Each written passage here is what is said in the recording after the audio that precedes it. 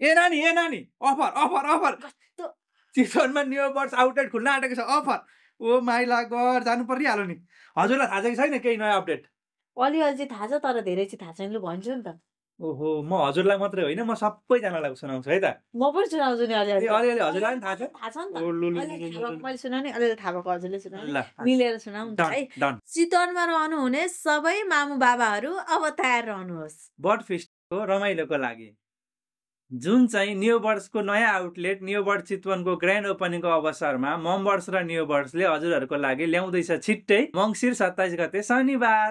new bird चितवनको location चाहिँ हाकिम चोकको बिग मार्टको छेउमा जुन चाहिँ क्यान्सर हस्पिटल जाने बाटो नजिक छ भरतपुर बर्ड फिस्टमा हजुरहरूले पाउनुहुने रमाइलो अफरहरू सुनौ है त पहिलो 200 जना कस्टमरले रु 1500 बराबरको सपिङ गर्नु भएपछि रु 1 मा एउटा सेलेक्टेड सामान किन्ने मौका पाउनुहुनेछ रु 10,000 भन्दा बढीको हस्पिटल ब्याग किन्नु हुँदा हजुरहरूले 2 प्याकेट मम बर्ड्सको डाइपर फ्रीमा पाउनुहुनेछ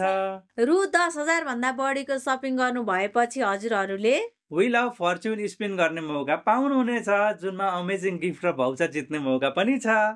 सेलेक्टेड आइटममा हजुरहरूले अप टु 50% डिस्काउन्ट पाउनुहुनेछ र पहिलो 200 जना कस्टमरले मम बर्ड्सको तर्फबाट एउटा सानो गिफ्ट ब्याग नि पाउनुहुनेछ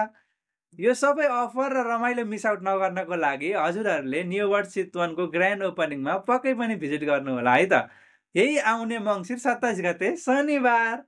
अरू डिटेल बुझ्न हजुरहरूले मम बर्ड्स र न्यू बर्ड्सको सोसियल मिडिया पेज फलो गर्नु होला है त